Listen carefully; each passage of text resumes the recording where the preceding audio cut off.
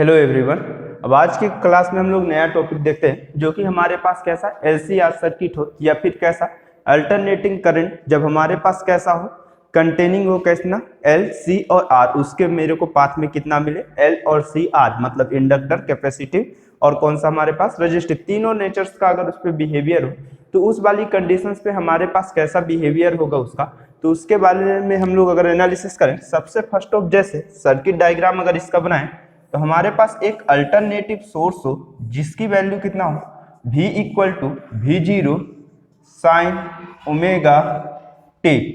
अब next of जब देखें हमारे पास ये V equal to V0 sine omega T हो तो इसमें अब हमारे पास कितना, इसके सीरीज पाथ में हमारे पास कितना इंडक्टर, रजिस्टेंस और क्या कैपेसिटर तीनों प्रेजेंट हो, तो इस वाली कंडीशंस पे हम लोग अगर सीरीज कनेक्शंस की जब बात करें तो हमारे पास हमेशा सीरीज कनेक्शन में वोल्टेज क्या होता है, ड्रॉप होता है। मीन्स ऑफ वोल्टेज डिवाइड होगा, तो जो भी यहाँ पे हमारे पास वोल्टेज है तो ये हमारे पास इंडक्टर हुआ, ये रजिस्टेंस हुआ और ये क्या हुआ हमारे पास कैपेसिटर हुआ।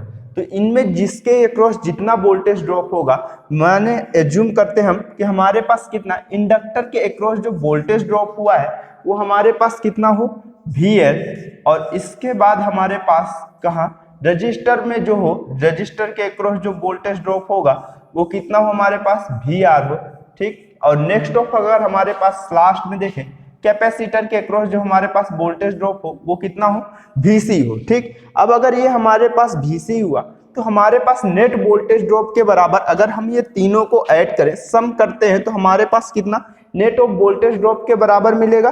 तो अगर हमारे पास V equal to VL plus VR plus VC, ठीक। तो V equal to VL plus VR plus VC हो, इसको हम लोग इक्वेशन नंबर फर्स्ट कंसीडर कर लें, ठीक। तो अब ये हमारे पास हुआ, तो सबसे फर्स्ट ऑफ अगर हम लोग इंडक्टर के लिए एजम्पशन चेक करें तो ये हमारे पास कैसा होगा। तो अब अगर हम लोग इंडक्टर के अक्रॉस देखें तो इंडक्टर के अक्रॉस हमारे पास वोल्टेज ड्रॉप कितना है VL। तो ओम्स लॉ के अकॉर्डिंग अगर हम इसको फाइंड करना चाहें तो हमारे पास कैसा होगा VL equal to I into XL. XL यहाँ पे क्या है मेरे को इंडक्टिव रिएक्टेंस है जिसकी वैल्यू अप्रोक्सीमेटली इसकी वैल्यू ये कितना इंडक्टर के अक्रॉस जो मेरे को रेजिस्टेंस फाइंड हुआ उसको हम लोग क्या कहते हैं इंडक्टिव रिएक्टेंस कहते हैं, ठीक। अब जैसे ये मेरे को VL हुआ equal to I into XL हुआ, सेम इसी तरह हमारे पास किसके अक्रॉस कैपेसिटर के अक्रॉस मिलेगा। तो ये हमारे पास कितना हुआ VC इक्वल टू इसके अक्रॉस जो वोल्टेज ड्रॉप हुआ वो कितना होगा I इंटू एक्स सी हुआ, ठीक। तो ये हुआ हमारे पास I इंटू एक्स सी जो कि हमको क्या एक्स क्या रिप्रेजेंट कर रहा है कैपेसिटिव रिएक्टेंस, और ये यूनिट अगर देखें तो I इंटू इसकी यूनिट क्या होती है ओम होती है। I इंटू इंडक्टिव या कैपेसिटिव रिएक्टेंस, ठीक। तो हमारे पास कितने के बराबर मिलेगा इंडक्टिव वोल्टेज या फिर कैपेसिटिव वोल्टेज के इक्विवेलेंट मिलेगा, ठीक। अब जैसे ये हुआ हमारे पास तो VR की वैल्यू हमारे पास कितना हुआ I इंटू आर हुआ, ठीक। अब अगर यहाँ पे हम लोग देखें तो ये हमको एक नया इक्वेशन इसको कंसीडर कर लेते हैं जो कि इक्वेशन नंबर कितना हो 2 हो, ठीक। अब इसके बाद सबसे फर्स्ट ऑफ हम लोग फेजर डायग्राम बनाते हैं। हमारे पास यहाँ पे VL VR और VC तीन चीजें हैं और तीनों में यानी मीन्स ऑफ इंडक्टर कैपेसिटर और रेजिस्टेंस है। तो अगर हम लोग अपने वेव फॉर्म की प्रीवियस कंडीशन जो तीन हम पढ़े थे प्योर इंडक्टर, प्योर कैपेसिटर और प्योर रेजिस्टेंस के लिए, तो अगर वो तीनों कंडीशन पे जब हम देखें तो हमारे पास क्या हुआ करता था जब रेजिस्टेंस हो तो रेजिस्टेंस की कंडीशन पे हमारे पास वोल्टेज और करंट दोनों सेम फेस में हुआ करता था। जब हम इंडक्टर की कंडीशन में आया करते थे तो हमारे पास क्या करता था करंट से वोल्टेज क्या हुआ करता था लीड हुआ करता था, मीन्स ऑफ वोल्टेज लीड क्या आता था π/2 डिग्री, किसमें प्योर इंडक्टर के कंडीशन में। और जब वही चीज हम प्योर कैपेसिटर की कंडीशन में आए तो वहां पे हमारे पास वोल्टेज क्या होता था लैग होता था विथ रिस्पेक्ट टू करंट के रिस्पेक्ट में वो हमारे पास पीछे चलता था जो कि कितना होता था π/2 एंगल मीन्स ऑफ 90 डिग्री। तो अगर वही वेब फॉर्म हम यहाँ पे बनाए तो सबसे फर्स्ट ऑफ अगर इसकी वेब फॉर्म बनाए तो वो कैसे बनेगी हमारे पास,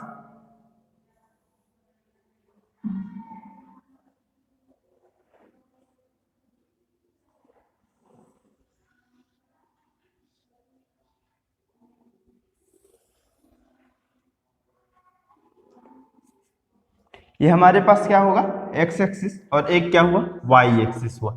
ठीक, तो एक्स एक्सिस से ओमेगा टी, यहाँ पे हमारे पास कितना है ओमेगा टी एंगल हमको क्या होगा, मेन वोल्टेज जो सोर्स ऑफ वोल्टेज होगा वो क्या करेगा, हमको लीड हो रहा होगा। ठीक, और मेरे को ये लीड हो रहा हो या फिर इसमें ये कंडीशंस हो कि हमारे पास जितना इसका हमारे पास फेज डिफरेंस होगा एंगल, उतना ही हमारे पास किसका होगा, रेजिस्टेंस का होगा। मीन्स ऑफ जब रेजिस्टेंस की कंडीशन पे हम लोग बनाएंगे तो ये कितना होगा हमारे पास वी आर और आई आर दोनों किस में रहेंगे, सेम फेस में रहेंगे, और इनके बीच का जो एंगल होगा वो कितना होगा हमारे पास ओमेगा टी होगा। ठीक, अब उसके बाद बात करते हैं इंडक्टर की। तो इंडक्टर हमारे पास क्या होता है, नॉर्मल मतलब कितना जो करंट है, इसी आई आर की वैल्यू जितनी यहाँ पे होगी उतनी ही हमारे पास कितनी होगी, ये सोर्स ऑफ करंट के बराबर होगा। मीन्स ऑफ हमारे पास इस वाली कंडीशन पे जो भी आई आर की वैल्यू होगी उससे π/2 एंगल लीड करता हुआ हमारे पास क्या होगा, वी एल होगा, इंडक्टर का वोल्टेज। ठीक, अगर सीरीज में बात करें तो सीरीज की कंडीशन पे हमारे पास करंट डिवाइड नहीं होता, सभी में हमारे पास सेम ऑफ करंट फ्लो होगा, जो करंट यहाँ पे होगा वही करंट हमारे पास सभी में होगा। ठीक, तो ये हुआ हमारे पास वी एल हुआ। अब नेक्स्ट ऑफ स्टेप में जैसे ही हम लोग आए तो हमारे पास ये कितना एंगल पे प्रेजेंट रहा, π/2 एंगल पे प्रेजेंट था। ठीक, अब अगर इसमें बात करें कैपेसिटर की, तो कैपेसिटर हमारे पास क्या होता है, कैपेसिटर में जो भी करंट हो उससे हमारे पास π/2 एंगल क्या करेगा, लैग करेगा वोल्टेज। ठीक, तो अगर अब इसमें लैग किया तो ये हमारे पास कितना हुआ, ये एंगल हमको क्या करता हुआ मिल गया, लैग करता हो गया। ठीक, तो ये हुआ π/2। ठीक, और यहाँ पे एक कंडीशन और आप लिख सकते हैं कि जैसे जो करंट यहाँ पे फ्लो होगा वही करंट हमारे पास तीनों में फ्लो होगा। तो इस अकॉर्डिंग हमारे पास I equal to I R equal to I C equal to कितना होगा, IL होगा।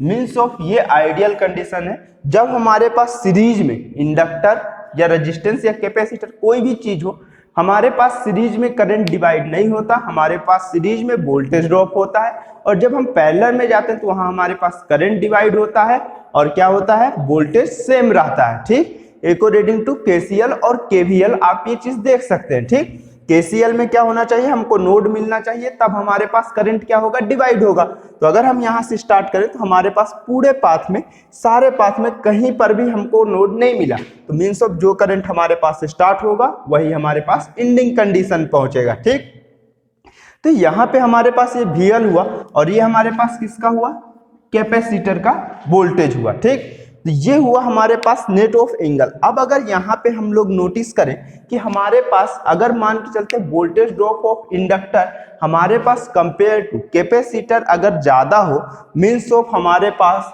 VL is greater than of VC हो, तब की कंडीशन में VL is greater than of VC हो, तो यहाँ पे जो भी वोल्टेज का हमारे पास रिजल्टेंट मिलेगा तो दोनों के VL और VC के बीच में कितने डिग्री का एंगल है, 180 डिग्री का एंगल है। दोनों इक्वल और कैसा, अगर मान के चलते हैं हमारे पास दोनों कैसा अपोजिट डायरेक्शन में, तो जो भी हमको एक में डायरेक्शन मिलेगा वो कितना होगा, हमारे पास एक डायरेक्शन में VL माइनस ऑफ VC होगा। अब नॉर्मल कंडीशन पे अगर हम इसका फेजर डायग्राम बनाएं रिस्पेक्ट ऑफ ये वाली कंडीशन को हटा के, तो हमारे पास कैसा होगा, इस वाली कंडीशन पे हमारे पास IR और कितना होगा VR, दोनों प्रेजेंट होगा सेम फेस में। ठीक, अगर मेरे को रेजिस्टेंस की कंडीशन में करंट और वोल्टेज सेम फेस में प्रेजेंट होता है। उसके बाद बात करें इंडक्टर में, तो इंडक्टर में क्या होगा, हम लोग यहाँ पे करंट को रेफरेंस मानेंगे, सीरीज कंडीशन चल रहा है, तो जो IR की वैल्यू होगी वही हमारे पास किसकी वैल्यू होगी, I की वैल्यू होगी। ठीक, तो अगर हम लोग इंडक्टर में बात करें तो इंडक्टर में करंट हमारे पास π/2 डिग्री वोल्टेज से लैग करता है, या फिर हमारे पास ये कहें कि हमारे पास वोल्टेज क्या होगा, लीड करेगा विथ रिस्पेक्ट टू करंट।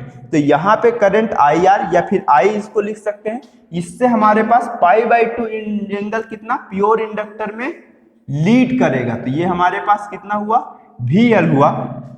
ठीक, अब अगर नेक्स्ट ऑफ स्टेप बात करें कि हमारे पास थर्ड कंडीशन हमारे पास VL के लिए हो गया, VR के लिए हो गया, अब किसके लिए, VC के लिए चेक करें, तो VC की कंडीशन में मतलब कितना होगा हमारे पास, वो हमारे पास कितना होता है, करंट के रिस्पेक्ट में हमारे पास कैपेसिटर में वोल्टेज क्या होता है, लैग होता है, और कितना, π/2 एंगल लैग होता है। तो ये हमारे पास हुआ π/2 एंगल लैग करता हुआ वोल्टेज कितने का, Vc का हुआ। ठीक, तो ये हमारे पास हुआ VL, Vc और VR। ठीक, फेजर डायग्राम। तो अब अगर VL और Vc को अगर हम लोग नोटिस करें तो VL और Vc हमारे पास कैसा है, दोनों एक सेम फेस में है, मतलब दोनों के बीच में एंगल का कितना डिफरेंस, 180 डिग्री का डिफरेंस है। और अगर हमारे पास VL हो ग्रेटर देन ऑफ Vc तो हमारे पास कितना हो जाएगा, VL माइनस ऑफ Vc। ठीक, तो ये हुआ हमारे पास। अब नेक्स्ट ऑफ स्टेप हम क्या करें, VL माइनस ऑफ Vc हमारे पास नेट ऑफ वोल्टेज नहीं है। ठीक, कि हमारे पास ये नेट ऑफ वोल्टेज हुआ, ये हमारे पास इंडक्टर और कैपेसिटर के वोल्टेज का डिफरेंस है, और एक हमारे पास क्या हुआ, VR हुआ। तो अब हमको क्या चाहिए, रिजल्टेंट वोल्टेज चाहिए, जो कि कितना हो हमारे पास, V हो।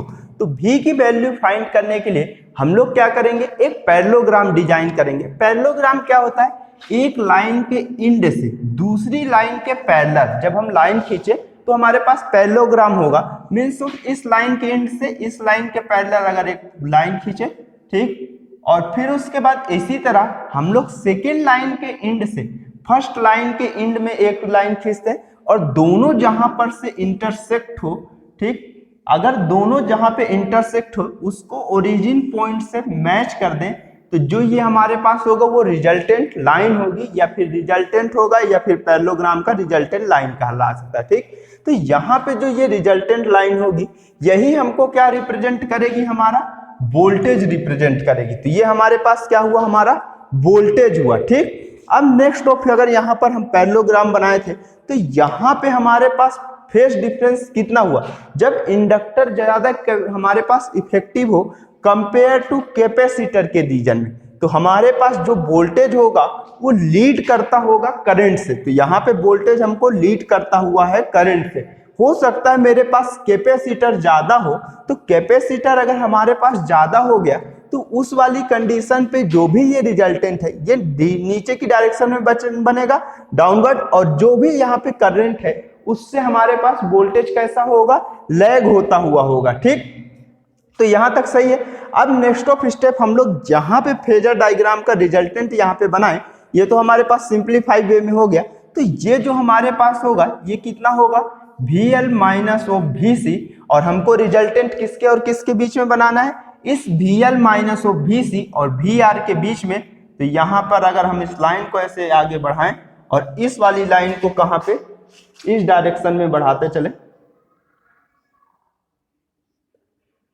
तो ये दोनों एक दूसरे को जहां पे भी इंटरसेक्ट कर दें वही हमारे पास क्या होगा, रिजल्टेंट लाइन होगा। ठीक, ये हमारे पास किसकी वैल्यू है, V की वैल्यू है। ठीक, यहां थोड़ा होच-पोच हो गया, ये कितना हुआ, V हुआ, और ये कितना हुआ, Y हुआ। ठीक, तो जो भी हमारे पास रिजल्टेंट होगा, ये V की जो भी वैल्यू होगी ये कितना है, रिजल्टेंट है। जब हमारे पास इंडक्टर क्या हो रहा हो, ज्यादा हो inductor voltage compare to capacitive voltage के में, तो ये V का हमारे पास फेज डिफरेंस देखें तो ये हमारे पास फेज डिफरेंस कितना हुआ, यहां से वोल्टेज और करंट के बीच में ये वाला फेज डिफरेंस होगा हमारे पास 5। ठीक, ये जो ब्लू लाइन से है ये हमारे पास 5 रिप्रेजेंटेशन है। ठीक, फेज डिफरेंस, और यहाँ पे कितना है, ये भी है जो कि कितना है, 5 है। ठीक, यहां तक सही है, कोई दिक्कत यहां तक।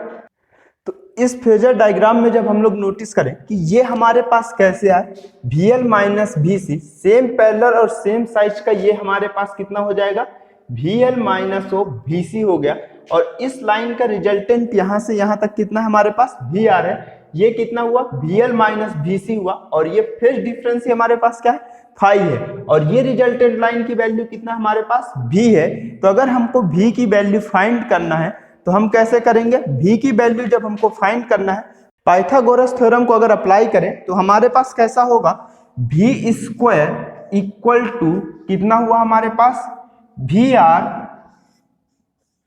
Square plus VL minus Vc whole square. ठीक, तो मतलब हमारे पास कैसा, पाइथागोरस थ्योरम हमारे पास क्या होता है, उसमें होता है perpendicular square plus of base का होल स्क्वायर, और इक्वल टू हमारे पास हाइपोटेनस का स्क्वायर हो जाएगा। ठीक, तो ये हमारे पास क्या हुआ, बेस का स्क्वायर हुआ, और ये किसका, परपेंडिकुलर का स्क्वायर हुआ, इक्वल टू हमारे पास किसके, हाइपोटेनस के स्क्वायर के बराबर हुआ। ठीक, तो अब अगर हमको v की वैल्यू फाइंड करना है तो v इक्वल टू हमारे पास कितना हो गया, under root V R square plus V L minus V C square. ठीक, ये हुआ। अब नेक्स्ट ऑफ स्टेप में हम लोग यहाँ पे इक्वेशन नंबर 2 से वी आर वी एल और माइनस वी सी की वैल्यू अगर पुट करें, अब जैसे इसकी वैल्यू को, मतलब इस इक्वेशन 2 की वैल्यू को यहाँ पे पुट करें तो हमारे पास कितना होगा, v equal to under root V R की वैल्यू कितना हो जाएगा, I R square plus V L की वैल्यू कितना हुआ हमारे पास, I X L minus I X C का स्क्वायर। ठीक, ये हुआ। अब नेक्स्ट ऑफ यहां से हम क्या करें, आई स्क्वायर कॉमन, यहां से आई कॉमन लेते हैं और यहां से भी, तो ये हमारे पास कितना हुआ, v equal to under root, यहां पे हुआ आई स्क्वायर सभी से कॉमन, ये हुआ R square plus X L minus XC का स्क्वायर। ठीक, ये हुआ हमारे पास। अब नेक्स्ट ऑफ जब ये हमारे पास अंडर रूट से बाहर आएगा तो v equal to I under root R square plus X L minus XC का स्क्वायर हुआ। ठीक, नेक्स्ट ऑफ जैसे ही यहाँ पे ये हुआ हमारे पास v by I equal to under root R square plus X L minus XC का स्क्वायर हो गया। ठीक, नेक्स्ट ऑफ स्टेप में हम लोग देखें, अब जैसे यहाँ पे v बाई आई हमारे पास कितना हो जाएगा, इसको इम्पीडेंस कहेंगे, v by I equal to हमारे पास कितना होगा, जेड के इक्वल होगा। जेड हमारे पास यहाँ पे क्या होगा, इम्पीडेंस होगा।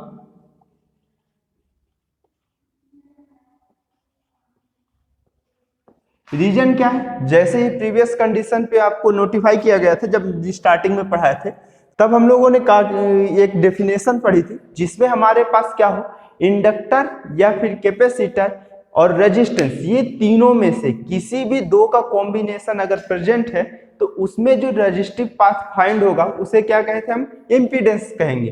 ठीक, तो यहाँ पे हमारे पास क्या है, इंडक्टर भी है और कौन सा है, इंडक्टिव रिएक्टेंस है, और कौन सा, कैपेसिटिव रिएक्टेंस भी है और रेजिस्टेंस भी है। तो तीनों के कॉम्बिनेशन से, तो यहाँ पे हमारे पास जो रेजिस्टेंस फाइंड होगा v बाई आई, ये हमारे पास क्या होगा, इम्पीडेंस से इसको नोटिफाई कहेंगे, और यहाँ पे इसका रेसिप्रोकल क्या होता है, हमारे पास एडमिटेंस होता है। ठीक, तो ये हुआ जेड। तो इस जेड की वैल्यू को जैसे ही यहाँ पे हम पुट करें तो ये हुआ हमारे पास Z equal to under root R square plus XL minus XC का स्क्वायर। ठीक, तो ये हमारे पास कितना, इम्पीडेंस की वैल्यू आई जब हमारे पास कितना हो, एल आर एल सी, मतलब तीनों पाथ में एग्जिस्ट करता हो, मतलब इंडक्टर, रेजिस्टेंस और कैपेसिटेंस। ठीक, तो ये हमारे पास क्या आया, इम्पीडेंस की वैल्यू आई। ठीक, अब इसको हम लोग इक्वेशन नंबर 3 कंसीडर कर लेते हैं। ठीक, और एक्सएल और एक्सी की वैल्यू पुट करें तो एक्सएल की वैल्यू हमारे पास कितना होता है, ओमेगा एल, और एक्सी की वैल्यू हमारे पास कितना होता है, 1 बाई ओमेगा सी। और जैसे ही इसकी वैल्यू पुट किए तो Z equal to under root R square plus omega L minus 1 by omega C whole square. ठीक, तो ये हमारे पास कितना, इम्पीडेंस की वैल्यू आ गई, किसमें, इंडक्टर और कैपेसिटर के फॉर्मेट में।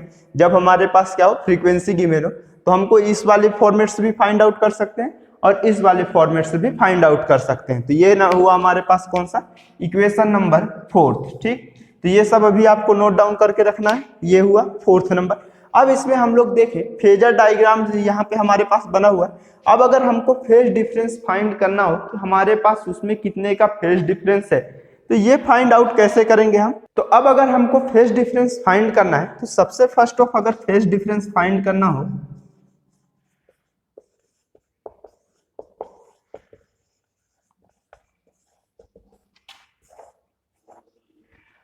अब जैसे हमको यहाँ पे आए, हमारे पास ये जो फेजर डायग्राम था, इसमें फेज डिफरेंस हमारे पास कितना है, 5 है।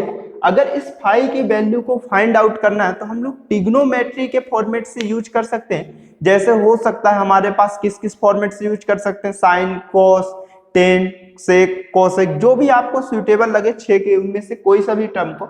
अब जैसे अगर हमारे पास क्वेश्चन में गिवन क्या है उसके हिसाब से हम उसको टेक करेंगे कि हमारे पास साइन का लेना है, कॉस का लेना है या टेन का लेना है। लेकिन अब जैसे जब यहाँ पे स्टैंडर्ड कंडीशन पे अगर हम देखें तो हमारे पास कितना और कितना गिवन था, हमारे पास VR और VL माइनस ऑफ VC, ये तो रिजल्टेंट हमने फाइंड किया है, ठीक। तो हमारे पास अगर ये फाइंड आउट होगा तो ये फिर ये फाइंड होगा, तो हमारे पास कितना बेस और हाइपोटेनस वाले फॉर्मेट का मींस ऑफ cos फाई की वैल्यू से हम लोग फाइंड कर सकते हैं। और अगर हमारे पास परपेंडिकुलर और रिजल्टेंट दिया हुआ है तो हम साइन फाई से फाइंड कर सकते हैं। और यहाँ पे हमारे पास कितना है, VR और VL minus of VC given है। अगर ये हो हमारे पास तो हम लोग किस फॉर्मेट से यूज कर सकते हैं, 10 के फॉर्मेट से यूज कर सकते हैं। तो सबसे फर्स्ट ऑफ अगर हम लोग 10 के फॉर्मेट में चलें तो 10 फाई की वैल्यू हमारे पास कितना होगा, 10 फाई इक्वल टू हमारे पास होता है कितना, परपेंडिकुलर अपॉन बेस। तो परपेंडिकुलर की वैल्यू हमारे पास कितना है, VL माइनस VC, और बेस की वैल्यू हमारे पास कितना है, VR है, ठीक। नेक्स्ट ऑफ स्टेप में अगर आए, अब जैसे इसमें हमारे पास हुआ तो ये हमारे पास VL minus VC upon R हुआ, ठीक। तो VL की वैल्यू हमारे पास कितना था, 10 ऑफ 5, हमारे पास VL की वैल्यू कितना था, I into XL minus I into XC upon I into R। Next of कितना हुआ हमारे पास, 10 फाई इक्वल टू I को कॉमन ले तो ये हुआ XL minus XC upon I into R हुआ। तो I और I कैंसिल हुआ तो ये हमारे पास हुआ 10 phi equal to XL minus XC upon कितना हुआ, R हुआ, ठीक। तो अब नेक्स्ट स्टेप से जब भी हम लोग चलेंगे तो VL माइनस VC की जगह पे उसके इंडक्टिव रिएक्टेंस को लेते हुए चलेंगे। तो ये हुआ XL माइनस XC अपॉन कितना हो गया हमारे पास, R हो गया। तो यहां पर से जो हमारे पास फाई की वैल्यू फाइंड आउट होगी वो कितना होगा, 10 inverse XL minus XC upon R, ठीक। ये किसमें, इंडक्टिव रिएक्टेंस, कैपेसिटिव रिएक्टेंस और किसके, रेजिस्टेंस के फॉर्मेट में हुआ, ठीक। तो ये हुआ हमारे पास कितना, इक्वेशन नंबर 5 हुआ, ठीक।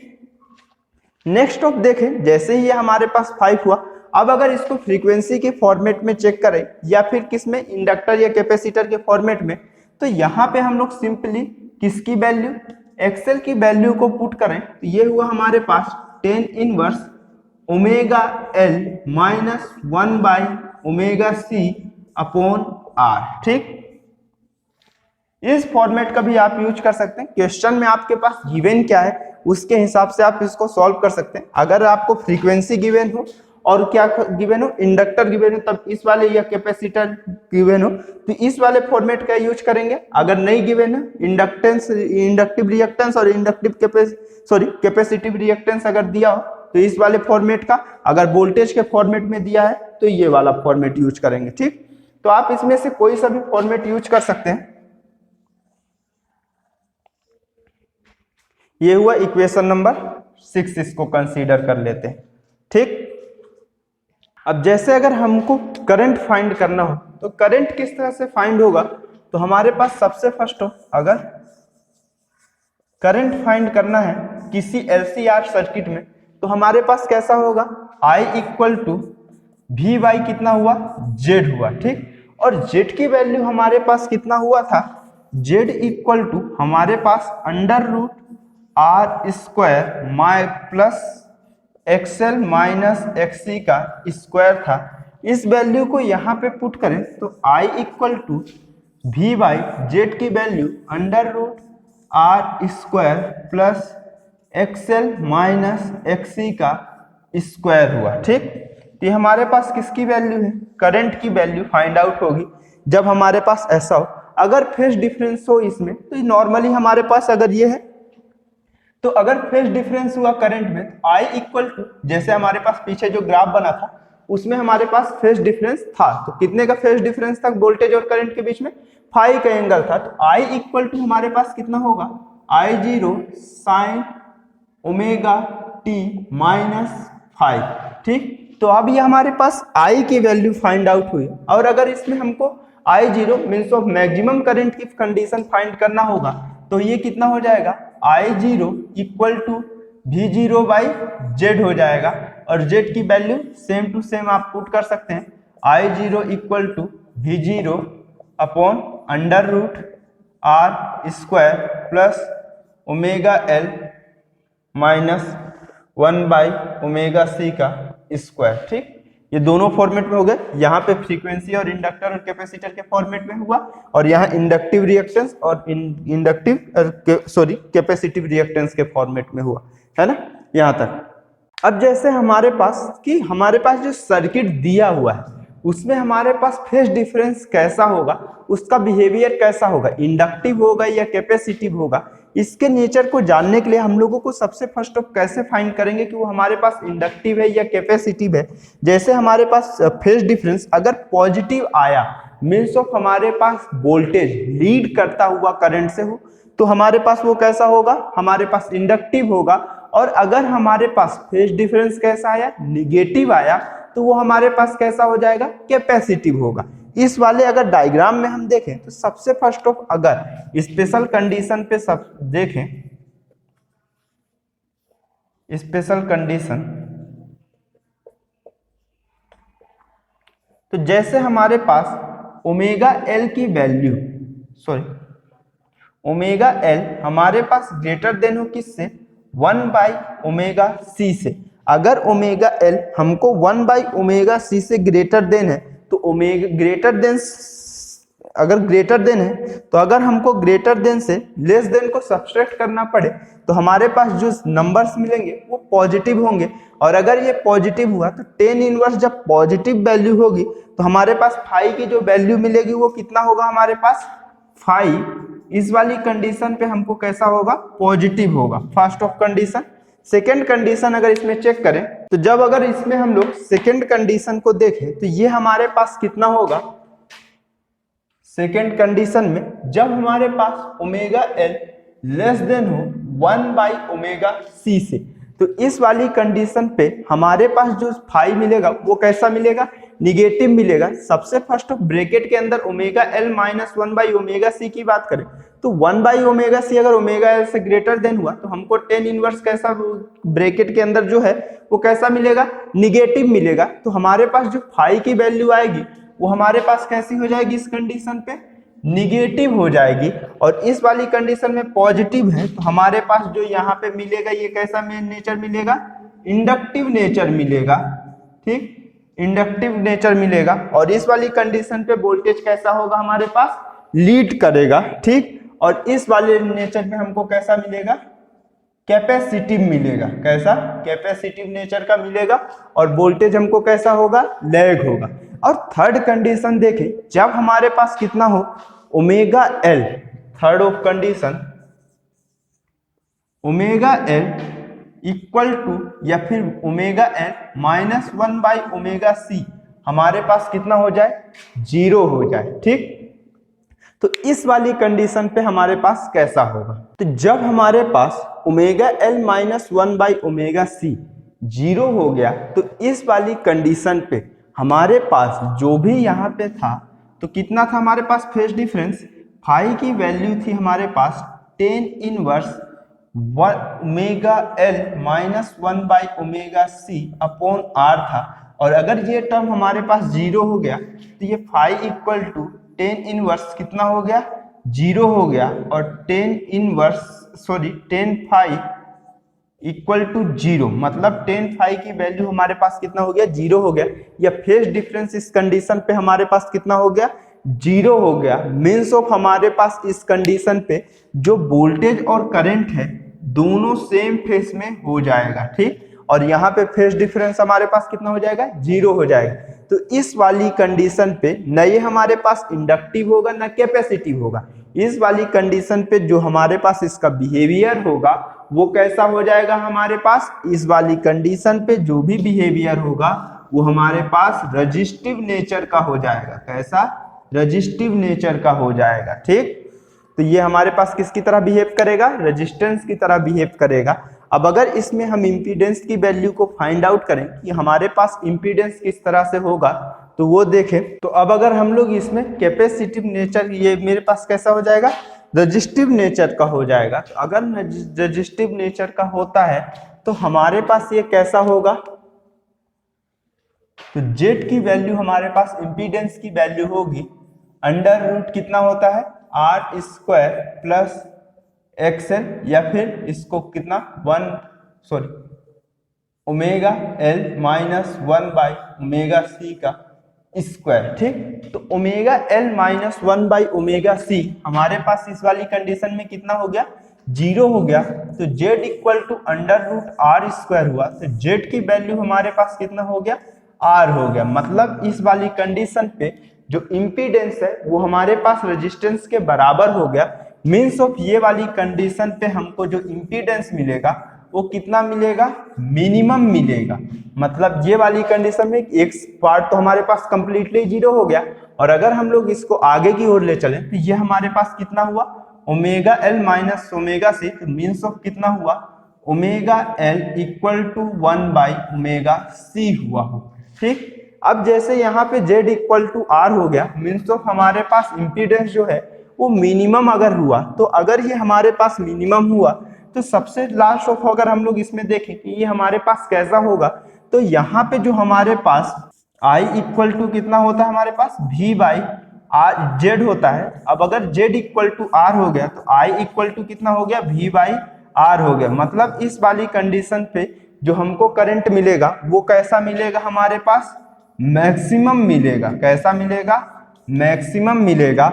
और यहाँ पे जो हमारे पास ये क्या हुआ? हमारे पास इंस्टेंट करंट हुआ। और अगर इसमें मैक्सिमम ऑफ करंट की बात करें तो ये I0 इक्वल टू कितना होगा? V0/R हो जाएगा। ठीक, और इस वाली कंडीशन पे हमारे पास दोनों के बीच का फेज डिफरेंस कितना हो गया है? 0 हो गया है। अगर फेज डिफरेंस की वैल्यू 0 हो गई है तो हमारे पास जो भी यहाँ पे वोल्टेज होगा वो V0 साइन ओमेगा t हुआ। तो हमारे पास जो करंट मिलेगा वो भी हमारे पास कैसा मिलेगा? सेम नेचर का मिलेगा। तो I0 साइन ओमेगा t हो जाएगा। दोनों सेम फेस में हो जाएंगे। ठीक, यहां तक हुआ। अब अगले स्टेप में जब हम देखें कि हमारे पास omega L minus omega C हुआ, या फिर omega L equal to omega C हुआ, इसको एक न्यू इक्वेशन कंसीडर कर लेते हैं। इक्वेशन नंबर 7 कंसीडर कर लेते हैं इसको, किसी को भी एक। तो ये हमारे पास कितना हुआ? ओमेगा एल इक्वल टू 1/ओमेगा सी हुआ। ठीक, तो अगर ये वाली कंडीशन हमको फाइंड आउट हुई तो ये हमारे पास कैसा हो?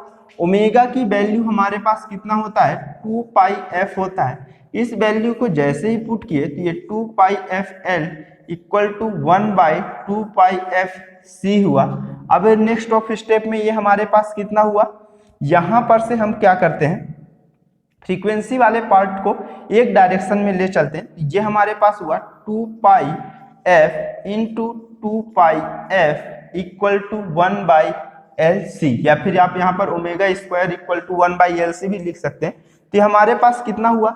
f स्क्वायर हुआ, और ये कितना हुआ? 2π का स्क्वायर हुआ इक्वल टू 1/LC हुआ। ठीक, कितना हुआ? LC हुआ। तो f ये हमारे पास कितना? 2πf हुआ। तो ये हमारे पास कितना हुआ? 1/√LC। यहाँ से स्क्वायर को अगर इस टर्म में ले गए तो ये कितना हुआ? 2πf इक्वल टू 1/LC हुआ। ठीक, नेक्स्ट ऑफ अगर इसमें देखें तो अगर हम लोग यहाँ पर से आगे चले तो ये हमारे पास कितना हुआ? 2πf equal to 1/√LC। ठीक, अब यहाँ पे ओमेगा की वैल्यू कितना है? 2πf है, या फिर इसको हम लोग कितना लिख सकते हैं? ओमेगा इक्वल टू 1/√LC, या फिर इसी टर्म को हम लोग फ्रीक्वेंसी के फॉर्मेट में कितना लिख सकते हैं? 1/2π√LC। तो यहाँ पे जो हमको फ्रीक्वेंसी है वो कितना? f equal to 1/2π√LC। Means of इसको हम क्या कहेंगे? रेजोनेंस फ्रीक्वेंसी कहेंगे। क्या कहेंगे? Resonance frequency. ठीक, रेजोनेंस फ्रीक्वेंसी। ठीक, यहाँ तक है सही। अब नेक्स्ट ऑफ अगर टॉपिक अगर हम लोग देखें कि कैसे हमारे पास, जैसे प्रीवियस कंडीशन पे हमने क्या देखा था कि हमारे पास जो इंडक्टर्स के अक्रॉस वोल्टेज ड्रॉप हो रहा था वो मैक्सिमम था कंपेयर टू किसके, कैपेसिटर के अक्रॉस जो वोल्टेज ड्रॉप हो रहा था। अब अगर हम लोग फेजर डायग्राम देखें कि जब हमारे पास क्या हो, वोल्टेज जब हमारे पास कैपेसिटर के अक्रॉस जो ड्रॉप हो रहा वो मैक्सिमम हो किसके, जो इंडक्टर के अक्रॉस हो रहा हो, ठीक। तो इस वाली कंडीशन पे ये हमारे पास कैसा होगा, तो अगर यहाँ पे हम लोग इसका फेजर डायग्राम नोटिस करें तो ये हमारे पास कितना हुआ, ये हमारे पास एक्स एक्सिस हुआ और ये कौन सा हुआ, वाई एक्सिस हुआ, ठीक। तो जैसे ये हुआ हमारे पास, तो इस वाली कंडीशन पे ये हमारे पास कैसा होगा कि यहाँ पे जब रेजिस्टेंस पार्ट की बात आती है, जब रेजिस्टिव पार्ट की, तो वहां पे जो भी हमारे पास वोल्टेज है और करंट है दोनों किस में रहेगा, सेम फेस में रहेगा। ये कितना हुआ, बी आर हुआ, और दोनों कितने फेस में रहेंगे, सेम फेस में, मतलब यहाँ पे कितना हुआ, ओमेगा टी हुआ। और इंडक्टिव पाथ में हमारे पास जो, अगर यहाँ पे आई आर की वैल्यू हमारे पास आई के इक्वल है, सेम प्रीवियस कंडीशन जैसे ही है, तो इस वाली कंडीशन पे जो भी हमारे पास इंडक्टर्स में क्या होता है, हमारे पास जो भी वोल्टेज ड्रॉप होता है, मतलब जो भी वोल्टेज होता है वो कितना, टोटल ऑफ करंट से हमेशा कैसा लीड करता हुआ होता है। अब प्योर इंडक्टर है तो हमारे पास कितना एंगल लीड करेगा, पाई बाई 2 एंगल लीड करेगा। ये हमारे पास कितना हुआ, भी एल हुआ, और ये कितना लीड करेगा, पाई बाई 2 एंगल लीड करेगा, ठीक। और इसमें बात, अगर सेकेंड टॉपिक की अगर बात करें तो वहां पे हमारे पास क्या आता है, कैपेसिटर। तो कैपेसिटर की कंडीशन पे हमारे पास क्या होता है, वोल्टेज लैग करता है नेट ऑफ करंट से, ठीक। और कितना प्योर अगर कैपेसिटर है तो हमारे पास कितना होगा, पाई बाई 2 एंगल क्या करेगा, लैग करेगा। ये हुआ पाई बाई 2 और ये हो गया हमारे पास कितना, VC हुआ, ठीक। अब अगले स्टेप में जैसे ही यहाँ पे हमारे पास बात करें कि हमारे पास कितना है, VC की वैल्यू VL से ज्यादा हो, मतलब फेजर डायग्राम में ये वाली कंडीशन पे हमारे पास क्या है, कैपेसिटर का वोल्टेज ड्रॉप इंडक्टर के कंपेयर में ज्यादा हुआ, तो जो भी ये VL की वैल्यू है ये कितने में से, VC में से सब्सट्रैक्ट होगी। तो ये हमारे पास कितना हुआ, VC माइनस ऑफ VL हुआ, ठीक। अब अगर यहाँ पे हम इसका रिजल्टेंट ड्रॉ करें तो रिजल्टेंट हमारे पास कैसा होगा, तो रिजल्टेंट ड्रॉ करने के लिए सेम टू सेम उसी तरह से फेजर डायग्राम ड्रॉ करें तो ये हमारे पास कितना, पैरेललोग्राम अगर यहाँ पर से अगर हम इसके कंसीडर बनाए एक ऑलरेडी, ये हमारे पास कैसा हुआ, ये हुआ और ये हुआ, ठीक। तो इस वाली कंडीशन पे जो वोल्टेज हमको फाइंड आउट होगा वो कहाँ पे हो रहा है, ये हो रहा है, ये कैपिटल ऑफ V हुआ। और यहाँ पे जो फेज डिफरेंस है वो कितना हुआ हमारे पास, यहाँ से यहाँ तक का वोल्टेज और करंट के बीच का जो एंगल है वो कितना हुआ हमारे पास, फाई हुआ, ठीक। तो यहाँ पे जो भी हमारे पास वोल्टेज पीछे आया वो कितना हुआ, फाई हुआ। मीन्स ऑफ अगर यहाँ पे हम लोग इसको डायग्राम को इस वाले बॉक्स में बनाए, जैसे ये हमारे पास कितना हो, VR और कितना हो, IR सेम फेस में हो, ठीक। और मेरे को इंडक्टर के अक्रॉस जो वोल्टेज ड्रॉप है वो नॉर्मल करंट से कितना हो, लैग करता हुआ हो, अरे सॉरी लीड करता हुआ होगा, पाई बाई 2 एंगल। और इसके बाद हमारे पास कैपेसिटर में जो वोल्टेज होगा वो नॉर्मल करंट से कितना लैग करता होगा, पाई बाई 2 एंगल। यहाँ पे लीड ऊपर में और यहाँ इंडक्टर के क्रॉस लीड और यहाँ पे कितना लैग हो रहा होगा, ठीक। और यहाँ पे जो है VAC की वैल्यू हमारे पास VL से ज्यादा है, तो ये कितना हो गया हमको, VC माइनस VL हुआ। अब क्या करते हैं, पैरेललोग्राम बनाएं। तो अगर पैरेललोग्राम हम लोग बनाते हैं रिजल्टेंट वोल्टेज फाइंड करने के लिए, तो ये हमारे पास कैसा होगा,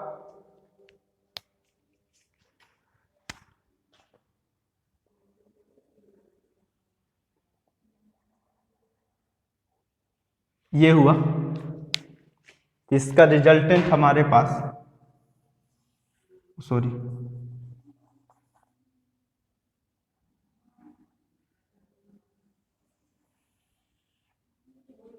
ये क्या हुआ हमारे पास, V हुआ, जो कि नेट करंट से कितना हाई एंगल लैग हो रहा हो, ठीक। अब मतलब जो भी ये सर्किट है हमारे पास कैसा नेचर रख रहा होगा, कैपेसिटिव नेचर रख रहा होगा। और यहाँ पे जो भी वैल्यू हुई हमारे पास, तो ये कितना हुआ, ये लाइन जो पैरेलल है ये VC माइनस ऑफ V है, इस लाइन के पैरेलल में ये कितना हुआ VC माइनस VL, और इस लाइन का रिजल्टेंट यहाँ से यहाँ तक कितना हुआ हमारे पास VR हुआ, और ये कितना हुआ फाई हुआ। ठीक, तो अब अगर यहाँ पर हम लोग फिर से वैसा ही करें कि एक हम लोग कौन सा पाइथागोरस थ्योरम से चले, तो V स्क्वायर की वैल्यू हमारे पास कितना हुआ, V square equal to VR square plus VC minus VL का स्क्वायर यहाँ पे हो जाएगा। तो V की वैल्यू हमारे पास कितना हुआ, under root VR square plus VC minus VL का स्क्वायर हुआ। ठीक, अब VR की वैल्यू अगर यहाँ पे पुट करें तो ये हमारे पास कितना होगा, V equal to under root IR square plus I into XC minus I into XL का होल स्क्वायर। अब यहाँ पर से अगर हम लोग I को कॉमन ले लें तो ये हमारे पास I स्क्वायर हुआ, और ये कितना हुआ R square plus XC minus XL का स्क्वायर। नेक्स्ट ऑफ स्टेप हमारे पास कितना हुआ, V इक्वल टू I, यहाँ पर अंडर रूट से क्या हुआ बाहर आए, I under root R square plus XC minus XL का स्क्वायर हुआ, और यहाँ पे हुआ V by I equal to under root R square plus XC minus XL का स्क्वायर हुआ, और V बाई I सेम कितना Z हुआ, अंडर रूट कितना हो गया हमारे पास R square plus XC minus XL का स्क्वायर हुआ। ठीक, इम्पीडेंस बस जो हमारे पास ज्यादा होगा उसमें से सब्सट्रैक्ट होगा, ये चाहे XC माइनस XL हो या XL माइनस ऑफ XC हो, वो हमेशा पास उसके ऊपर क्या है हमारे पास स्क्वायर होल ऑफ स्क्वायर, तो हमारे पास हमेशा कैसा आएगा पॉजिटिव आएगा। तो इम्पीडेंस में हमको दिक्कत नहीं, हमारे पास दिक्कत कहाँ पे है, फेजर एंगल में। अगर फेजर एंगल की बात करें तो हमारे पास कितना हुआ tan फाई इक्वल टू हमारे पास कितना होगा परपेंडिकुलर अपॉन बेस। तो परपेंडिकुलर की वैल्यू हमारे पास कितना हुआ VC माइनस VL अपॉन कितना हो गया R हो गया। ठीक, अब नेक्स्ट ऑफ स्टेप में इसको आगे लेके चलें। अब जैसे हम यहाँ पे VC की वैल्यू अगर पुट करें तो वो कितना हुआ हमारे पास tan फाई इक्वल टू ये हुआ I इंटू XC, और ये हुआ I into XL upon R। Next of step ये हमारे पास tan फाई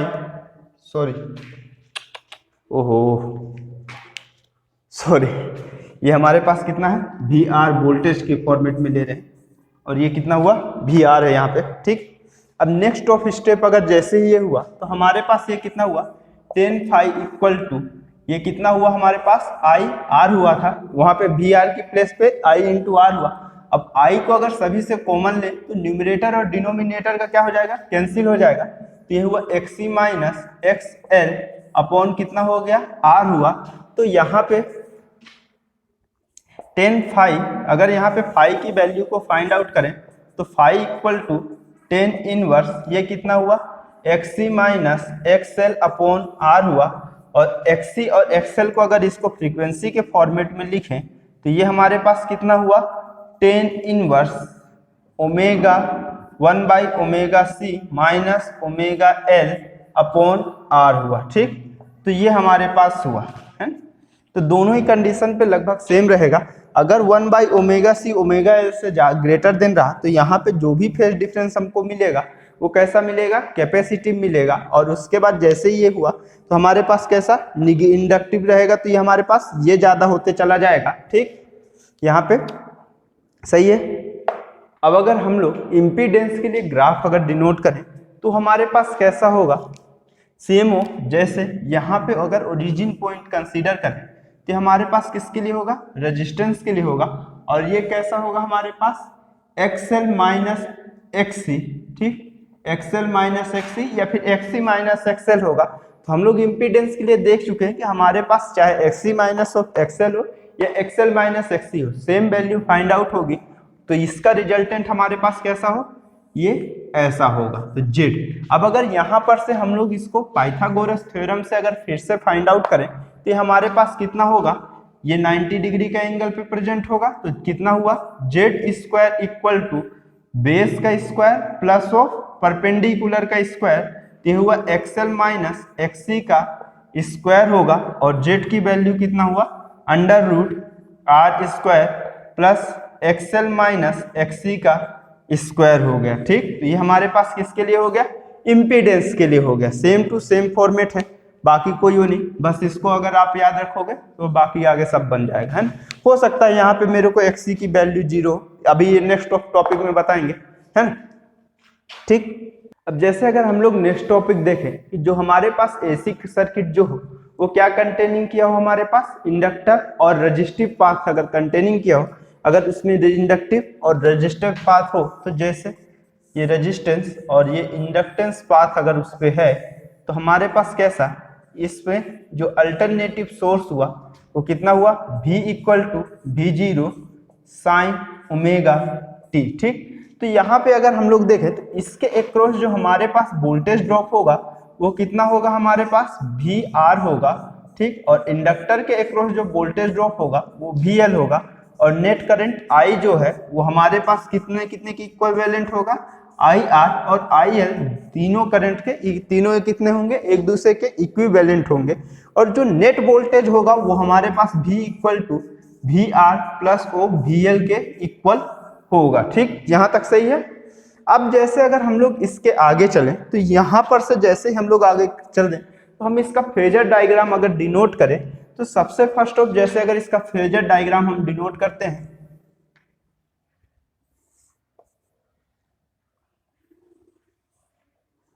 तो हमारे पास कैसा, यहाँ पे वोल्टेज और करंट दोनों सेम फेस में किसमें होगा, रेजिस्टिव पाथ में होगा, तो यहाँ पे इसका फेस डिफरेंस कोई नहीं होगा, तो यहाँ पे कितना हुआ VR और ये IR हुआ, ये कितने पे प्रेजेंट है, ओमेगा टी पे। ठीक, और जब इंडक्टर की बात करें आगे हमारे पास इंडक्टिव वोल्टेज जो है ये कितना हमारे पास रेजिस्टिव करंट से या फिर नेट ऑफ करंट से हमेशा कैसा होगा, लीड करता हुआ होगा, तो यहाँ पे जो हमको ये लीड होगा कितना π/2 एंगल लीड होगा, और ये वोल्टेज कितना होगा VL, और ये हमारे पास कितना हो गया, हमारे पास ये एंगल इसके बीच में π/2 हुआ।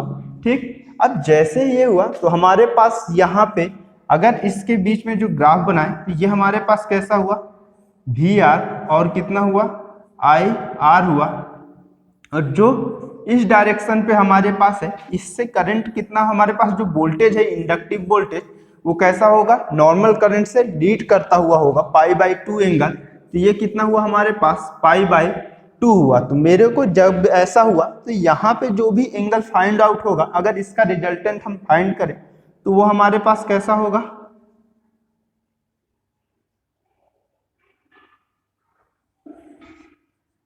नॉर्मल फॉर्मेट में होगा इस डायरेक्शन पे। ठीक, अब अगर यहाँ पर से पहले जैसे ये हुआ तो हमारे पास ये कितना हो गया, हमारे पास VL हो गया, और ये नेट वोल्टेज कितना हो गया V हो गया, और एंगल हमारे पास कितना हो गया फाई एंगल हो गया। ठीक, तो हमारे पास वोल्टेज कितना फाई एंगल लीड करेगा, मीन्स ऑफ जब यहाँ पे अगर हम लोग नेट ऑफ करंट वे की वैल्यू ड्रॉ करेंगे तो कितना होगा I equal to I0 sine omega T minus of phi हो जाएगा। ठीक, तो यहाँ पे अगर ये ऐसा हुआ तो हमारे पास सबसे नेक्स्ट स्टेप में जब ऐसे ही आएंगे हम तो यहाँ पे जो हमारे पास tan फाई होगा तो वो कैसा होगा हमारे पास, तो tan फाई इक्वल टू हमारे पास कितना होगा, सबसे फर्स्ट ऑफ में हमारे पास कितना हो जाएगा परपेंडिकुलर VL अपॉन कितना बेस, तो ये हुआ VR, और VL की वैल्यू जैसे ही अगर हम पुट करें तो ये हमारे पास कितना हुआ I इंटू एक्स है, और ये हुआ I इंटू R, तो tan फाई की वैल्यू हमारे पास कितना हो जाएगा, ये हो जाएगा एक्सएल अपॉन कितना हो गया R हो गया, तो फाई की वैल्यू कितना हो गया हमारे पास tan inverse XL by R हो गया। ठीक, तो ये हमारे पास क्या होगा फेज डिफरेंस होगा, या फिर हम लोग इसको कितना और लिख सकते हैं I इक्वल टू ये हुआ tan इनवर्स ये हो गया ओमेगा L बाई R हो गया। ठीक, तो ये हमारे पास कितना हुआ, हमारे पास फेज डिफरेंस हुआ। अब अगर हम लोग इसमें एक शॉर्टकट मेथड चले, इतना लंबा चौड़ा हमको प्रोसेस कहीं पे डिराइव करने की जरूरत ही नहीं पड़ेगी, है ना। तो अगर हमारे पास ऐसे ही हम किसके लिए वो कर सकते हैं, एलसी के लिए भी डिराइव कर सकते हैं। तो उससे पहले अगर हम लोग चलें कि हमारे पास जैसे इम्पीडेंस के लिए फॉर्मेट कर लिए हो या फिर हमारे पास जैसे ये वाला फॉर्मेट हुआ, तो जो प्रीवियस कंडीशन पे हम लोगों ने फाइंड किया था, तो phi equal to tan inverse ये कितना था, XL minus XC upon R था, या फिर हमारे पास कितना था, phi equal to tan inverse ये था omega L minus one by omega C upon R था। ठीक, अब अगर ऐसा है तो यहाँ पे जब हम लोग सर्किट को एनालिसिस करें तो क्या यहाँ पे हमारे पास कैपेसिटर है, नहीं है, मीन्स ऑफ कैपेसिटर की वैल्यू अगर हमारे पास जीरो है, जैसे ही कैपेसिटर की वैल्यू अगर हमको जीरो फाइंड आउट हुई तो यहाँ पे अगर हम पुट करें तो ये हुआ टेन इनवर्स एक्सएल, एक्सी की वैल्यू हमारे पास वैसे ही जीरो हो जाएगी, तो ये कितना हुआ, जीरो हो गया। ठीक, और ये कितना हो गया, एक्सएल बाई आर हुआ। ठीक, अब जैसे ही यहाँ पे हमारे पास हुआ तो यहाँ पे हमारे पास फाई की वैल्यू की कंडीशन पे हमारे पास कितना हो गया, जीरो, मतलब यहाँ पे जो भी हमारे पास फेज डिफरेंस मिलेगा वो हम कैसे फाइंड करेंगे, एक्सएल बाई आर होगा। ठीक, यहाँ पे जब सी हमारे पास प्रेजेंट ही नहीं है तो हमारे पास एक्सी और 1/ओमेगा सी का टर्म क्या करेंगे, उसको कुछ नहीं कर सकते, तो उसको एज इट इज हम रहन दें। ठीक, तो हमारे पास जैसे ये एक्सी की वैल्यू जीरो हुई तो ये हमारे पास आ गया, तो फाई की वैल्यू इस फॉर्मेट में आई, या फिर इसमें हम लोग आगे इसको डिराइव कर सकते हैं। तो ये टेन इनवर्स ये हमारे पास कितना हुआ है, ओमेगा एल अपॉन आर हुआ है। ठीक, सी की वैल्यू यहाँ जीरो रखने नहीं चले जाइएगा ना, नहीं तो इनफाइनाइट आ जाएगा। ठीक, 1/0 इनफाइनाइट आएगा। ठीक, यहाँ तक सही है। अब अगले स्टेप में हम लोग इम्पीडेंस चेक करें कि हमारे पास इम्पीडेंस कितना फाइंड आउट होगा। ठीक, अब जैसे अगर हम लोग यहाँ पे क्या फाइंड करें, इम्पीडेंस की वैल्यू अगर फाइंड आउट करें तो जैसे हमारे पास यहाँ पे v की वैल्यू कितना हुआ, v square equal to, same of Pythagoras theorem से चले तो v स्क्वायर इक्वल टू कितना हुआ, V R square plus V L का स्क्वायर हुआ। नेक्स्ट ऑफ v की वैल्यू हमारे पास कितना हुआ, under root V R square plus V L का स्क्वायर हुआ। नेक्स्ट कितना हुआ हमारे पास, v equal to under root I R square plus I into XL का स्क्वायर हुआ। और सेम अगर यहाँ पर से आई स्क्वायर कॉमन लेके ये हम आई बाहर ही ले लेते हैं, तो हुआ हमारे पास आर स्क्वायर प्लस ओ एक्सएल का स्क्वायर हुआ। ठीक, तो v बाई आई हमारे पास कितना हुआ, under root R square plus XL का स्क्वायर हुआ। तो v बाई आई हमारे पास कितना हो गया, जेड हुआ, under root R square plus XL का स्क्वायर हुआ। ठीक, तो ये हमारे पास किसकी वैल्यू आ गई, इम्पीडेंस की वैल्यू आ गई। जब हमारे पास सिर्फ कितना कंटेनिंग हो, हमारे पास सिर्फ और सिर्फ रेजिस्टेंस और इंडक्टर अगर हो। ठीक, तो उस वाली कंडीशन के लिए ये आ गया। अब अगर हम लोग नेक्स्ट टॉपिक देखें, जब हमारे पास कैसा एसी सर्किट में सिर्फ और सिर्फ क्या प्रेजेंट हो, हमारे पास रेजिस्टेंस और अगर कैपेसिटर, दो चीजें सिर्फ प्रेजेंट हो, तो इस वाली कंडीशन पे हमारे पास कैसा बिहेव करेगा, रेजिस्टेंस और क्या हो, सिर्फ कैपेसिटर। ये हुआ v equal to v0 sine omega t हुआ। ठीक, तो इस वाली कंडीशन पे जो रेजिस्टेंस के अक्रॉस वोल्टेज ड्रॉप होगा वो कितना होगा, VR होगा। ठीक, और इसके अक्रॉस जो कैपेसिटर के अक्रॉस वोल्टेज ड्रॉप होगा वो कितना होगा, VC होगा। ठीक, अगर ये हुआ तो इसके अक्रॉस जो करंट फ्लो हुआ वो हमारे पास कितना हुआ, I हुआ। तो I की वैल्यू हमारे पास किसके किसके इक्विवेलेंट होगी, IR और IC। ठीक, अगर ये हुआ हमारे पास तो नेक्स्ट ऑफ स्टेप में जैसे ही आए तो हमारे पास V की वैल्यू कितना, VR प्लस ओ VC के इक्वल होगी। ठीक, अब अगर इसका हम लोग फेजर डायग्राम ड्रॉ करें तो अगर फेजर डायग्राम जैसे ड्रॉ करते हैं तो वो हमारे पास कैसा हो,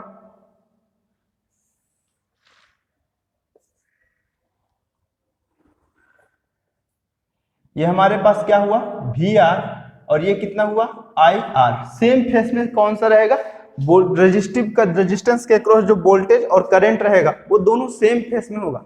और जब कैपेसिटर के अक्रॉस की बात करें तो IR की वैल्यू हमारे पास कितना, I के इक्वल होगी। तो जो भी यहाँ पे वोल्टेज होगा ड्रॉप वो कितना होगा, मेरे को नेट ऑफ करंट से कितना, π/2 एंगल लैग करता हुआ होगा। तो ये कितना होगा हमारे पास, π/2 एंगल लैग करता होगा, जो कि कितना हुआ हमारे पास, VC हुआ। और ये कितना हुआ, π/2 हुआ। ठीक, और इसके बाद जब इसका पैरेललोग्राम बना है तो वो हमारे पास कैसा होगा,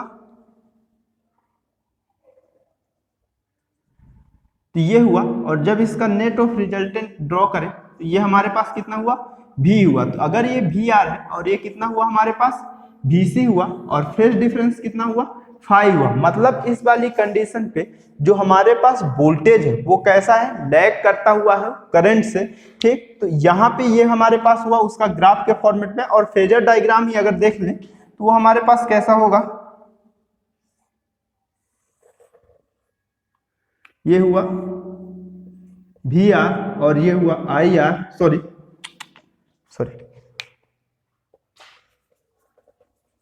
फेजर डायग्राम ड्रॉ करना है। तो ये हमारे पास कितना हुआ, एक्स एक्सिस हुआ, और जहां से वाई टी एंगल पे हमारे पास कौन से प्रेजेंट हो, वोल्टेज और करंट, ये हुआ आई आर, और ये कितना हुआ ओमेगा टी, दोनों सेम फेज में प्रेजेंट हो। और मेरे को इस वाली कंडीशन पे कैपेसिटर का जो वोल्टेज होगा वो करंट से कितना π/2 एंगल पे प्रेजेंट हुआ। तो ये हमारे पास कितना हुआ, VC हुआ, और ये कितना हुआ π/2 एंगल पे हमको प्रेजेंट है, ठीक। अब अगर हम लोग यहाँ पे फाई की वैल्यू देखें तो वो हमारे पास कितना होगा, अब हम लोग यहाँ पर से भी चेक कर सकते हैं कि 10 फाई की वैल्यू हमारे पास कितना होगा, 10 फाई इक्वल टू हमारे पास कितना होगा, परपेंडिकुलर कितना हुआ, VC हुआ, अपॉन कितना बेस कितना हो गया हमारे पास, VR हुआ। तो 10 ऑफ फाई की वैल्यू हमारे पास कितना हुआ, ये हुआ हमारे पास कितना, I into XC upon I into R हुआ, ठीक। नेक्स्ट ऑफ स्टेप में 10 फाई की वैल्यू हमारे पास कितना हुआ, XC अपॉन R हुआ, और ये हमारे पास 10 फाई की वैल्यू कितना हुआ हमारे पास 1/ωc अपॉन R हुआ। तो यहाँ पे फाई की वैल्यू हमारे पास कितना हुआ, 10 इनवर्स 1/ωc अपॉन R हुआ, ठीक। तो ये हमारे पास नॉर्मल फॉर्मेट में है। आप इसको प्रीवियस कंडीशन से भी अगर सॉल्व कर सकते हैं कि आप वहाँ पे ये कितना हुआ करता था, 10 फाई इक्वल टू हमारे पास हुआ करता था ωL minus 1/ωc upon R हुआ करता था। तो वहाँ पे आप वैल्यू पुट करके सिंपली ωL की वैल्यू 0 पुट कर दीजिए और आपके पास वो आंसर आ जाएगा, ठीक। अब नेक्स्ट ऑफ स्टेप में जब हम अगर इसका इम्पीडेंस फाइंड करें तो ये हमारे पास कितना होगा, V का स्क्वायर इक्वल टू कितना हुआ, VC square plus VR square. तो V की वैल्यू कितना हुआ, √VR square plus VC square हुआ। नेक्स्ट ऑफ स्टेप में ये हमारे पास कितना हो गया, VR की वैल्यू पुट करें तो ये हुआ IR स्क्वायर प्लस IXC का स्क्वायर हुआ, ठीक। और नेक्स्ट कितना हो गया, V/I equal to √R square plus XC हुआ, और V/I हमारे पास क्या है, इम्पीडेंस है, ये हुआ R स्क्वायर प्लस 1/ωc, ठीक। इस फॉर्मेट में से आप कोई सा भी फॉर्मेट यूज कर सकते हैं, रेजिस्टेंस और जब कैपेसिटर AC सर्किट में कंटेनिंग होगा या फिर प्रेजेंट होगा, ठीक। यहाँ से यहाँ तक सही है। अब नेक्स्ट ऑफ टॉपिक जब हम लोग देखें कि जब हमारे पास AC सर्किट में क्या क्या प्रेजेंट हो, इंडक्टर और कैपेसिटर, तो इस वाली कंडीशन पे हमारे पास क्या नहीं प्रेजेंट है, इस वाली कंडीशन पे हमारे पास रेजिस्टेंस प्रेजेंट नहीं है। तो सबसे फर्स्ट ऑफ जैसे यहाँ पे अगर हम लोग इंडक्टर और क्या चाहिए हमारे पास, कैपेसिटर चाहिए AC सोर्स में, इसमें एक अप्लाई कर देते हैं जिसकी वैल्यू कितना हुआ, V equal to V0 sign ωt हुआ। और जो इंडक्टर के अक्रॉस वोल्टेज ड्रॉप होगा वो कितना हुआ हमारे पास, VL हुआ। और जो कैपेसिटर के अक्रॉस वोल्टेज ड्रॉप होगा वो कितना हुआ, VC हुआ, ठीक। तो नेट ऑफ करंट हमारे पास I equal to IL equal to कितना हो जाएगा, IC हुआ। ये हमारे पास कितना हुआ, I हुआ, ठीक। और जो नेट ऑफ वोल्टेज होगा V की वैल्यू वो VL प्लस ऑफ कितना हो जाएगा, VC हो जाएगा, ठीक। अगर ये सीरीज की कंडीशन के लिए है ना। अब जैसे ही अगर हम लोग इस पोर्शन से आगे चलते हैं, इस पोर्शन से जैसे ही अगर हम आगे आए, इसका फेजर डायग्राम अगर ड्रॉ करें तो हमारे पास क्या होता है, करंट की वैल्यू से, करंट की वैल्यू से हमारे पास यहाँ पे जो वोल्टेज है इंडक्टर में वो क्या करेगा, करंट से लीड करेगा और ये क्या करेगा, लैग करेगा। तो हम लोग सबसे फर्स्ट ऑफ जैसे ही फेजर डायग्राम अगर इसका ड्रॉ करें तो ये हमारे पास कितना हुआ, एक्स एक्सिस और एक हुआ वाई एक्सिस हुआ, ठीक। और दोनों के में हम लोग कितना करंट ओरिएंटेशन बनाए तो ये कितना हुआ हमारे पास ओमेगा टी हुआ। ठीक, अब जैसे ही हमारे पास ओमेगा टी हुआ तो यहां से हमारे पास वोल्टेज ऑफ इंडक्टर क्या होगा, लीड करेगा करंट से, ये VL हुआ। और यहाँ पे जो है ये हमारे पास कितना होगा, लैग करेगा, और दोनों के बीच का एंगल जो है ये π/2, और ये कितना हुआ हमारे पास π/2 हुआ। ठीक, अब अलग अलग कंडीशंस पे अगर हम लोग अलग अलग ड्रॉ कर सकते हैं। पहली ऑफ कंडीशन जब हमारे पास, अब इसके बीच में पहले ग्राफ ही हम लोग ड्रॉ कर ले, फिर उसके बाद इसको ड्रॉ करते हैं। ये I हुआ, ये हमारे पास कितना हुआ VL हुआ, और ये कितना हुआ हमारे पास VC हुआ। ठीक, अब जैसे ये VL हुआ और एक VC हुआ तो हमारे पास जैसे ही अगर हम लोग इसके वेवफॉर्म ड्रॉ करने की बात करें कि हमारे पास हो सकता है VL की value greater than of VC हो, तो हमारे पास जो भी इसका रिजल्टेंट मिलेगा वो इसी डायरेक्शन में मिलेगा, VL माइनस ऑफ VC। यही हमारे पास इसका क्या हो जाएगा, रिजल्टेंट हो जाएगा, क्योंकि यहाँ पे हमारे पास थर्ड ऑफ वोल्टेज प्रेजेंट ही नहीं है, और यही हमारे पास किसकी डायरेक्शन का रहेगा, रिजल्टेंट की डायरेक्शन का रहेगा। अब जैसे अगर हम यहाँ पे वैल्यू फाइंड करना स्टार्ट करें कि हमारे पास कैसा होगा, वैल्यू जब फाइंड करना स्टार्ट करेंगे तो हमारे पास जैसे ये कितना हुआ 10 ऑफ फाई की वैल्यू, हम लोग जब सबसे फर्स्ट ऑफ RLC सर्किट या LCR सर्किट जब डिनोट कर रहे थे तब की कंडीशन पे अगर हम लोग देखें तो ये हमारे पास कितना था, omega L minus one by omega C upon कितना हुआ था, R हुआ था। अब यहाँ पे R की वैल्यू हमें प्रेजेंट ही नहीं है, तो हमारे पास जो भी वैल्यू मिलेगी यहाँ पे फेज डिफरेंस की वो कितनी होगी, तो जो भी यहाँ पे वैल्यू होगी वो कितना हुआ 10 फाई। R की वैल्यू प्रेजेंट ही नहीं है, तो omega L minus one by omega C upon कितना हुआ 0 हुआ। तो नेक्स्ट स्टेप में 10 फाई की वैल्यू ये कितना हो गया, इनफाइनाइट हो गया, तो 10 फाई, और ये मेरे को इनफाइनाइट कब मिलता है 10 π/2 में, तो फाई की वैल्यू हमारे पास कितना हो गया π/2 हुआ। इस वाली कंडीशन पे हमको हमेशा इसके बीच का जो फेज डिफरेंस होगा वो कितना होगा π/2 होगा। अब अगर इसमें हम लोग करंट की बात करें तो करंट हमारे पास कितना होता है I इक्वल टू V कितना होगा Z होगा।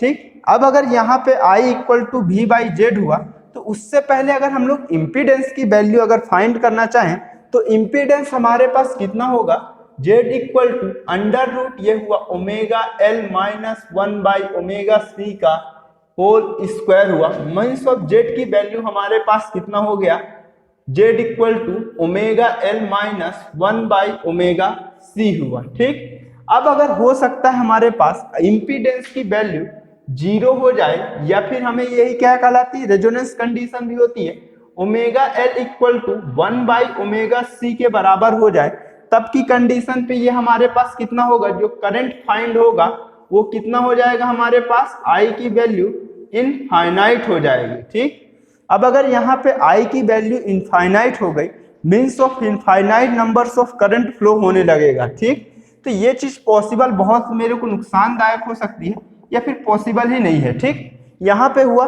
अब नेक्स्ट ऑफ स्टेप में अगर यहाँ पे हुआ तो ओमेगा L, यहाँ पे resonance frequency same to same वही होगी, omega equal to omega square equal to 1/LC, या फिर ओमेगा इक्वल टू 1/√LC हुआ। ठीक, ये चीज यहाँ तक हो सकती है ना। अब जैसे अगर हम लोग देखें कि हमारे पास कोई सा भी फॉर्मेट में, अगर जैसे डायरेक्ट करंट के फॉर्मेट की बात करें तो उसमें हम लोगों ने कौन सा, कभी भी इंडक्टर और कैपेसिटर वाला फॉर्मेट नहीं देखेंगे। रीजन क्या है कि हमारे पास उस वाली कंडीशन पे इंडक्टर और कैपेसिटर किस तरह बिहेव करने लगता है, ओपन सर्किट और शॉर्ट सर्किट की तरह बिहेव करने लगता है। रीजन ये होता है कि हमारे पास डायरेक्ट करंट की डायरेक्शन हमेशा क्या होती है, कांस्टेंट होती है, एक ही डायरेक्शन में वो जाएगा, कभी भी पॉजिटिव से निगेटिव की डायरेक्शन में वो नहीं जाता है। और अगर हम लोग इसके फॉर्मूले के फॉर्मेट का स्टडी करें, जैसे अगर इंडक्टर के फॉर्मेट को देखें तो ये हमारे पास कितना होता है, इंडक्टर के लिए वोल्टेज की वैल्यू कितना होगा, V equal to LdI of कितना हुआ dt हुआ। और हमारे पास जब भी DC करंट होगा तो I की वैल्यू हमको कैसा मिलेगा, अगर I की वैल्यू हमारे पास कांस्टेंट हो तो ये हमारे पास टाइम के रिस्पेक्ट में चेंजेस नहीं होगा, तो V इक्वल टू L, और ये हुआ D हमारे पास कैसा हो गया कांस्टेंट, और ये हो गया dt, तो हमारे पास V की वैल्यू कितना हो गया कांस्टेंट का डिफरेंशिएशन जीरो हो गया, मीन्स ऑफ वोल्टेज हमको जीरो मिलेगा। मतलब यहाँ पे जो भी इंडक्टर होगा तो इंडक्टर हमको किस तरह से बिहेव करेगा, इंडक्टर हमको ऐसा बिहेव करेगा कि उसके अंदर से जो भी वोल्टेज वो कितना है, जीरो है। तो वोल्टेज हमको जीरो कब मिलेगा, जब वो हमारे पास कैसा होगा, शॉर्ट सर्किट होगा। तो इंडक्टर हमको कैसा बिहेव करने लगेगा, डीसी सर्किट में शॉर्ट सर्किट की तरह बिहेव करेगा और वो कॉन्स्टेंटली सभी करंट्स को फ्लो होने देगा। तो इस वाली कंडीशन पे, यहाँ पे जो भी इंडक्टर की कंडीशन पे हमको कितना मिलेगा, जीरो वोल्टेज मिलेगा। और अगर इसी तरह से हम लोग कैपेसिटर के लिए देखें तो कैपेसिटर के लिए हमारे पास कितना होता है, I equal to C D V by of D T होता है। ठीक, ये हुआ। अब अगर हमारे पास ये हुआ तो हमारे पास इस वाली कंडीशन पे वोल्टेज भी क्या होगा, कांस्टेंट होता है। अगर दोनों हमारे पास क्या होता है, करंट और वोल्टेज दोनों वैसे भी कांस्टेंट ही होता है इस पोर्शंस पे, तो हमारे पास कितना हुआ, I की वैल्यू हमारे पास कितना हुआ, C इंटू ये हुआ D C by of D T. यहाँ C का मतलब कांस्टेंट है, तो जो करंट की वैल्यू है वो हमारे पास कितना हो जाएगा, जीरो हो जाएगा। मीन्स ऑफ हमारे पास इस वाली कंडीशन पे करंट की वैल्यू कितना हुआ, जीरो हुआ। और करंट की वैल्यू हमको जीरो कब मिलती है, जब वो हमारे पास किसकी तरह बिहेव करेगा, ओपन सर्किट की तरह बिहेव करेगा।